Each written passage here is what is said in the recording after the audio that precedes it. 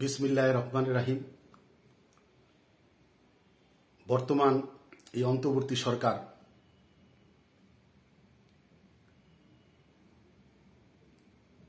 যে একটি ভুল করেছে, বাংলাদেশ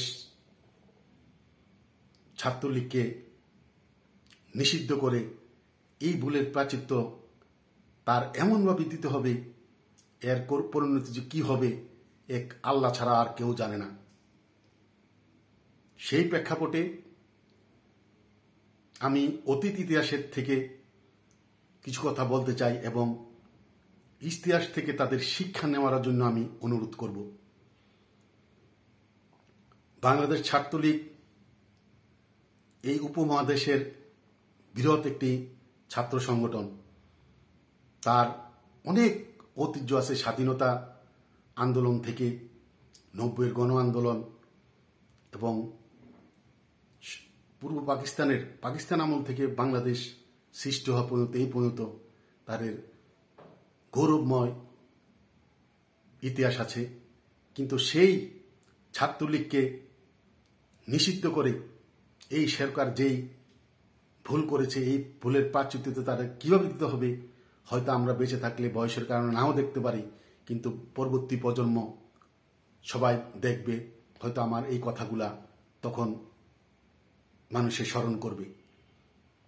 আমি বাংলাদেশের ইতিহাস থেকে আমার দেখা কিছু ঘটনা বলতে চাই। ৭২-এ বাংলাদেশ ছাত্রলীগ দুটি ভাগ হয়ে গিয়েছিল। একটি বাংলাদেশ ছাত্রলীগ, আরেকটি জাসদ ছাত্রলীগ বৈজ্ঞানিক সমাজতন্ত্র হওয়ার পর তাদের উপরে আওয়ামী লীগ সরকার তারা দেশে এমন একটা অবস্থা সৃষ্টি করেছিল, বিভিন্ন জায়গায় তারা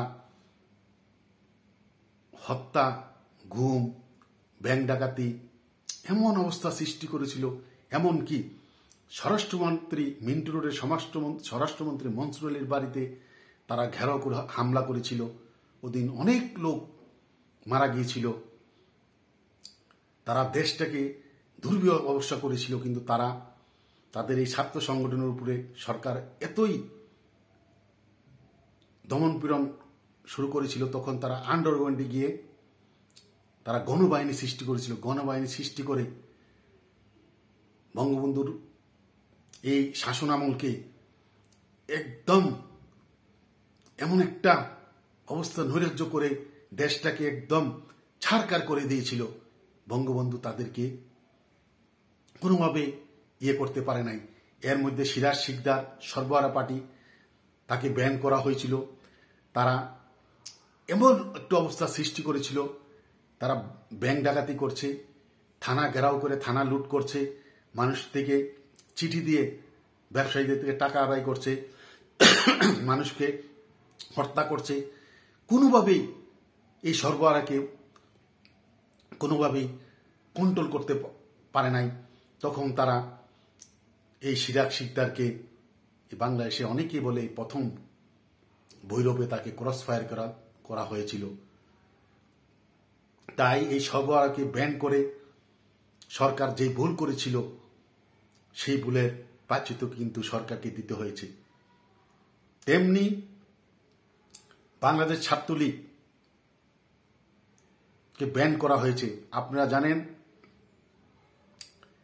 যে এই বাংলাদেশ ছাত্রলীগের কত হাজার কর্মী তারা স্কুল কলেজে ইউনিভার্সিটিতে পড়ছে। শুধু ছাত্রলীগের সদস্য তাদের এই ট্যাগটা থাকার কারণে হাজার হাজার ছাত্রলীগের ছেলেমেয়েরা বিশ্ববিদ্যালয়ে কলেজে ক্লাস করতে পারছে না, পরীক্ষা দিতে পারছে না। আমরাও এক সময় কিন্তু ছাত্র ছিলাম। একটা মানুষের জীবনের সবচেয়ে ডেঞ্জারাস সময়টা থাকে মেট্রিক পাশ করে যখন ইন্টারমিডিয়েট ভর্তি হয়, তখন প্রতিটি কিশোরের শরীর টকবক রক্ত থাকে, তখন তারা যে কোনো কিছু করতে পারে। আপনারা দেখেছেন এই যে 7 কলেজের যে আন্দোলনগুলো, এবার যে আন্দোলন হয়েছিল জুলাই আগস্টের আন্দোলনে সবচেয়ে বেশি ভূমিকা রেখেছে ঢাকার কলেজগুলার এই যে ইন্টারমিডিয়েট পড়ুয়া ছেলেমেয়েরা, তারাই বেশি তারাও মারা গিয়েছে বেশি।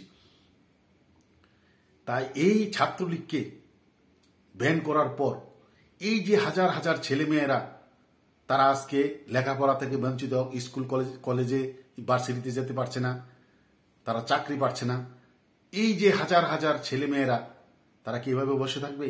অবশ্যই ছাত্রলীগকে সেই সময় ব্যান করা হয়েছে, তাদেরকে স্কুল কলেজে যেতে দেওয়া হচ্ছে, কলেজে ইউনিভার্সিটিতে যেতে দেওয়া হচ্ছে না। তারা কিন্তু কারো কথা শুনবে না, তার মা বাপ আত্মীয় স্বজনের কথাও তারা শুনবে না। তারা কিন্তু আইন নিজের হাতে নিবে, তারা অন্ধকার জগতে চলে যাবে। তখন তারা এই রক্ত টকবক করা এই তরুণরা বাংলাদেশে এমন একটি বিভীষিকাময় অবস্থা সৃষ্টি করবে, আইন শৃঙ্খলার অবনতি হবে। আর বিশেষ করে যে আগামী সংসদ নির্বাচন আমার ছাত্রলীগকে নিষিদ্ধ করে বাংলাদেশে একটা সংসদ নির্বাচন হবে সুন্দরভাবে, এটা বোকাও বিশ্বাস করে না। তাই এই ছাত্রলীগকে ব্যান করা ছিল এই সরকারের সবচেয়ে বড় ভুল, যার প্রায়শ্চিত্ত আগামী কিছুদিন পরে দেখতে পারবেন।